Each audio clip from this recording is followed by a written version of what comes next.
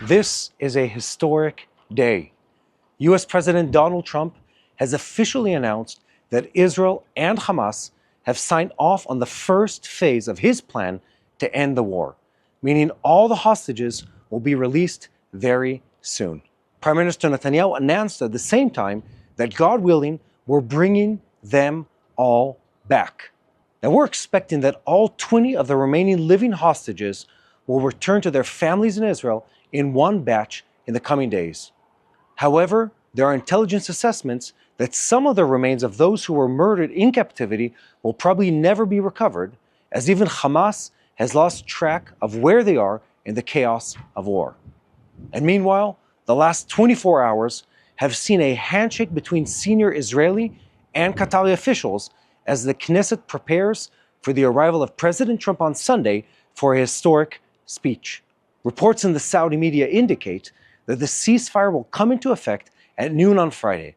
But IDF Chief of Staff Eyal Zamir is taking no chances, instructing the troops to be on guard for last-minute surprises and also instructing that preparations be made to lead the operation to return the hostages. President Trump announced early on Thursday morning that Israel and Hamas have signed the first phase of our plan. He added that as part of this first phase, all the Israeli hostages will be released, and at the same time, the IDF will withdraw its forces to the line agreed as the first step.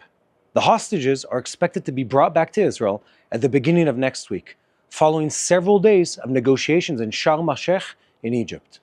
Initial footage from the negotiations between Israel and Hamas documented Nitzan Alon, the commander of the POW or Missing in Action effort, shaking the hands of Qatari Prime Minister Mohammed El Thani just 1 month after the Israeli strike on Hamas leaders in Doha, Qatar. Senior Hamas figures, including Khalil al-Khaya, were also seen in the negotiations room, along with Israeli Strategic Affairs Minister Ron Dermer, hostage envoy Gal Hirsch, U.S. Special Envoy Steve Witkoff, and Turkish representatives. Speaking of senior officials, the Israeli government will convene today to approve the release of Palestinian security prisoners, which is Israel's part of this initial phase of the deal. And then IDF forces will begin withdrawing to the agreed line. From the moment of approval, a 72-hour clock will start ticking, and by its end, the hostages should all be released. It's important to point out that according to a senior Israeli official, Nukhba terrorists who participated in the October 7th massacre will not be released at this point. But there's still a question about the identity of senior Hamas terrorist leaders who might be released. We'll bring you some more details about this later in the report. But speaking of Hamas, they are presenting the agreement as a victory for them, which is what we've come to expect of them. Iranian officials still boast about their great victory in the 12-day war in June. And for that matter, in Egypt, they still talk about the great victory they won in the 1973 Yom Kippur War, which, by the way, resulted in Israel taking over the entire Sinai Peninsula. And if you ask Israel's enemies, they've decisively defeated Israel in every conflict going back to 1948. To that I say, congratulations, guys, and thanks for sharing. Moving on, Hamas also said that despite their agreement to cease fire in this conflict, they plan on continuing what they call resistance operations against Israel. They also thanked the US and the mediator states, including Qatar, Egypt, and Turkey. And meanwhile, ordinary Gazan residents celebrated the news, with one resident telling a journalist, "We can't believe it, everything here needs to be fixed." President Trump has informed Prime Minister Netanyahu that he accepts his invitation to address the Knesset when he arrives for a visit to the Middle East this coming Sunday. He will be the 4th American president to address the Knesset. However, there's still action in the Gaza Strip, as even in the midst of negotiations, terrorists tried to raid an IDF fortified position in Gaza City, but they were eliminated with no IDF casualties resulting from the incident. In light of this incident and intelligence assessments that there might be rogue elements among the terrorists who are not ready to cease fire even if they are ordered to, IDF Chief of Staff Eyal Zamir has instructed all IDF units in Gaza to prepare in strong defense and be ready for any scenario.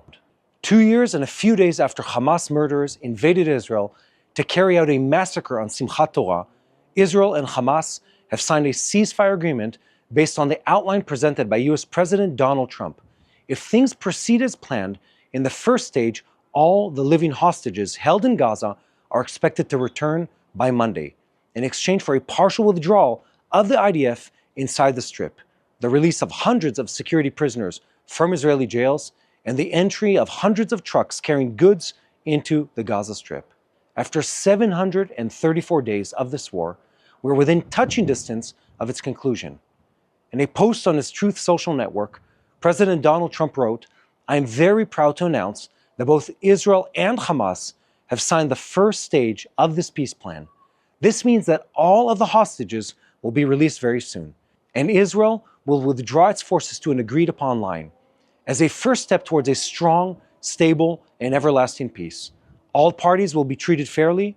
This is a great day for the Arab and Muslim world, for Israel, for all surrounding countries, and for the United States of America. We thank the mediators from Qatar, Egypt, and Turkey who worked with us to make this historic and unprecedented event possible. Blessed are the peacemakers." This news is reaching you from Ogulagha Vanguards Limited, the true face of Niger Delta. We tell your story better.